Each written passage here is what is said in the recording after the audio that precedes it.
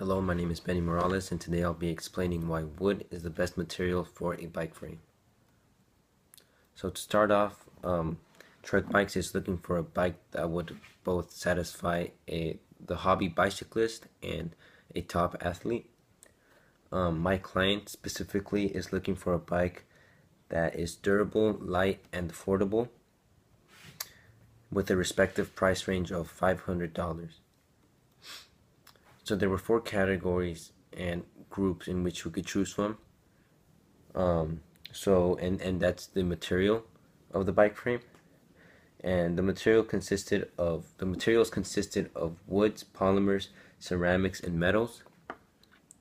And along with these materials, there were also specific properties that corresponded to the materials, and those were the melting point, the elasticity, the tensile strength, and the hardness. And here's a table showing each property corresponding to each and every material. For example, the hardness of metals ranges from 90 to 798. But for example, woods, the hardness is not specified or available, and that really concerned me and made me investigate more about wood and the material. So my process in picking and choosing wood for my material started by first identifying the hardness of wood. With research, I found out that wood can be extremely strong depending on the type of wood and the design. Also, there were also materials that were really strong and that would definitely benefit my client, but some materials were stronger than they needed to be, and that would ultimately raise the cost of the frame. So I needed to find something that's strong, low density, and affordable for my client. So when comparing wood with other materials, for example polymers are not too hard because most of them are typically plastic, so they're weak and hazardous for my client. Also, metals are really heavy and high density, and since they're metals, they can oxidize. So at certain parts of the bike frame, for example the joints where the coating or the paint is not strong enough, the metal can rust. Ceramics are mainly used in pottery, so they're too hard, and that could ultimately raise the cost of the bike. And woods are organic, cheap, low density, and since they're not metals, they do not oxidize. The benefits of wood. So wood consists of cellulose fibers, which are fibers that make the wood exceptionally strong. They resist stress and spread the load, according to Wood Companion. So with the cellulose fibers, wood is extremely strong and flexible, and it can strongly relate to carbon fiber or like plywood, where the material is made with multiple layers to build up strength. Also, wood is an organic material, therefore the cost of manufacturing is much less than other materials according to the demand appellation standard. So because wood is a raw material, it takes up less resources to make and design. In addition, wood can be extremely strong and flexible depending on the kind of wood. Wood can be really specifically resilient, can be a resilient frame when applied to bikes, unlike other metals like aluminum or steel, where they don't bend as much as, for example, plywood. Specific kinds of wood also have really low densities due to the elements in their chemical structures.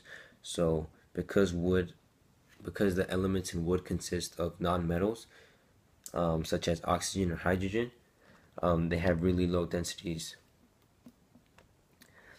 Many different kinds of wood are cheaper than a variety of steels, than a variety of metals like steel and aluminum. That makes wood fairly affordable for the client. According to the demand appellation standard, pound for pound, wood is stronger than steel. Unlike steel, it is also resilient.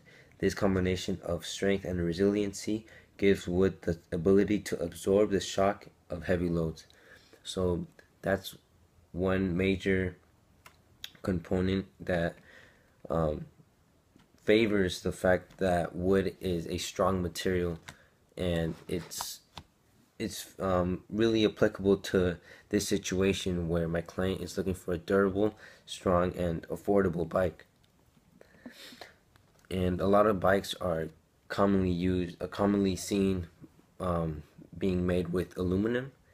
And the reason I didn't pick aluminum was because aluminum can sometimes be really expensive. Also, aluminum, since it's a metal, it can oxidize. So at certain parts of the bike frame, where the coating or paint isn't as strong, for example, the joints, the bike frame can rust. In addition, aluminum is more brittle, so it's more susceptible to failure through fatigue or damage. A single dent in the wrong place could render an aluminum frame and cause an unsafe ride, according to Mission Bicycle Company. So you can clearly see here in this image that aluminum isn't really durable and strong, because a slight dent can overall damage the whole bike.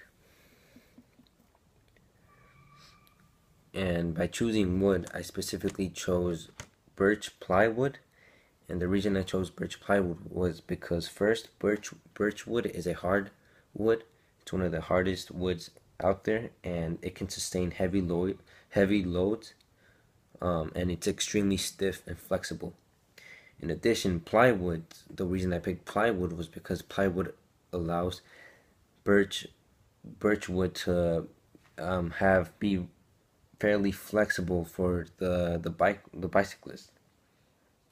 Much like carbon fiber, where there's numerous layers, plywood would also have numerous layers in order to enhance strength and flexibility. And looking in the molecular and atomic level of wood, there's it's mainly cellulose, which is a fiber which are fibers in the wood that allow strength and resistance.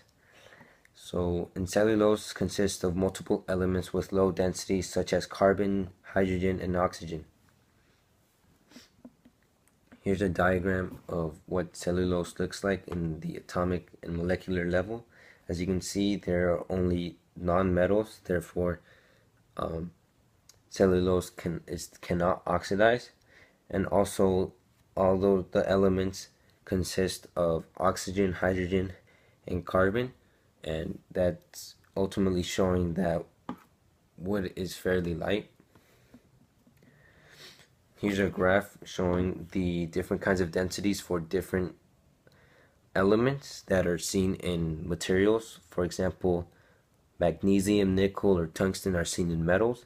And as you can see, tungsten, which is this bar, the biggest bar, has a really high density, and hydrogen right here, can't really see it because it has a really low density. And this trend clearly shows that the nonmetals have really low densities, whereas the metals have really high densities, and that ultimately brings more weight to the bike that my client does not want.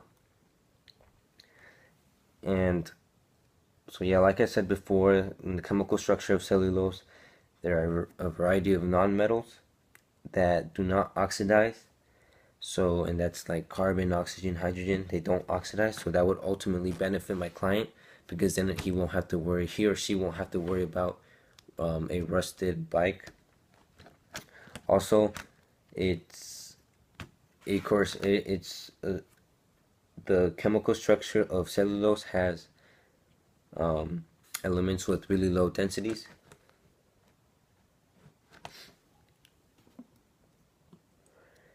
And now to look at the cost of birch wood. So birch wood, 10 pieces of a 4x8 piece of birch wood would not exceed more than $100. And since my client has a budget of $500, that would best suit him. Also, labor is not a huge problem, so that wouldn't increase the cost in any way because wood is a material that takes up less resources to make and design. Um, and some aluminum bikes may seem cheap, but they also provide insufficient safety and quality for the buyer because they, like I said before, they're metals, so therefore they can oxidize. And overall, to summarize why wood is best, wood is strong, flexible, and durable. It's lightweight, so it's not extremely heavy. It's affordable. It does not rust, since since it's since it is packed with non-metals, so it's not at risk of oxidation. Wood is not a raw material, therefore it's eco-friendly. Um, Wood is reusable, so it's easier. It's easy to manufacture, and it's a new material, so it's a material that's not commonly used. And I feel like overall, wood would strongly benefit my client.